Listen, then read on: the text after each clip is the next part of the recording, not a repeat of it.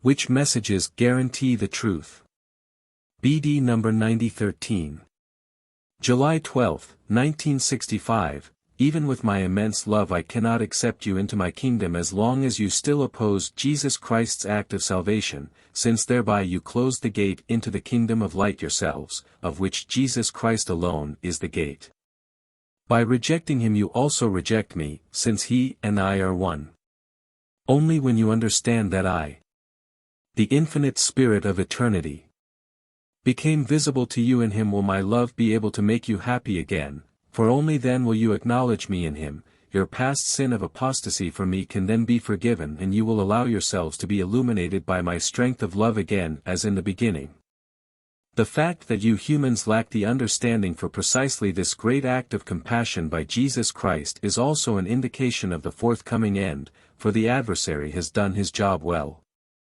He has succeeded in spreading an impenetrable veil particularly across my human manifestation, for he wants to prevent you from becoming redeemed, and therefore the time has come to put an end to his activity.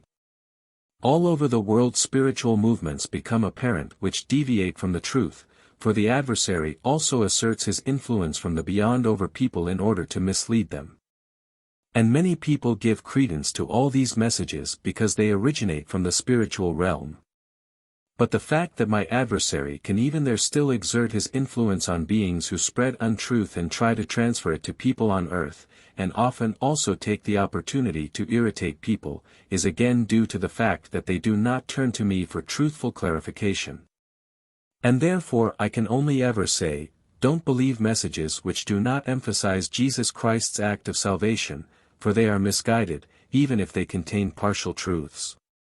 But especially the redemption through Jesus Christ is of such importance that you can thereby judge the credibility of the received messages, and you should not be content with information which does not completely convince you, precisely because the most important information, the information which guarantees your entrance into the kingdom of light, is withheld from you.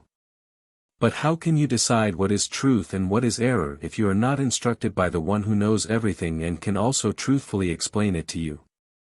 Even the activity from the kingdom of the beyond towards the people of this earth cannot be prevented by me due to people's free will, but time and again I inform them myself of the right way to attain the pure truth.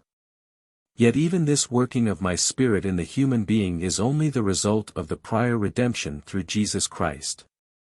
And for this reason my adversary exerts great power from the beyond as well, because he repeatedly thwarts this redemption and keeps people in the dark about the true nature of Jesus, because he wants to stop them by every means from finding redemption through him while they are still on earth, and therefore also influences those beings who have always resented the thought of redemption and who thus also convey misguided teachings to earth. The fact that I, at all times, endeavor to uncover this error through beings of light, that I repeatedly also transmit the pure truth to people through them, is used by you as an opportunity to merge such truthful explanations with wrong spiritual information. And because you lack the ability to differentiate, it is frequently possible for true messages from the kingdom of light to be amongst wrong teachings which, in turn, make the recipient doubt the credibility of all messages. Yet one thing is a definite characteristic of wrong information, the fact that my human manifestation in Jesus and my act of salvation is not mentioned or even disputed. And thereby you can always measure the truth, for a truly spiritually awakened person knows what to make of that, for people are being deliberately misled, and then the value of the light being's proclamation is reduced, since they cannot prevail because people lack the desire for pure truth. In that case Jesus Christ's act of salvation truly would have been comprehensively explained to them, which would also have stopped the adversary's activity. For the fault rests with the human being himself if he believes all messages from the spiritual realm just because they have originated from there, but doesn't know that the adversary is still able to exercise his power even there and only the will to be protected from error can prevent him from it. Then he will be unable to impart wrong messages, for the desire for pure truth also guarantees its receipt. And this is what you have to know, then you can confidently believe the words which are conveyed to you by my Spirit, for I am the eternal truth and only pure truth can come forth from me. But this is characterized by the element of Jesus Christ's act of salvation, and only those who believe this will never be able to err again, for the eternal truth has made itself available to him, it has revealed itself to him and guided him into truth as it had been promised to you. Amen.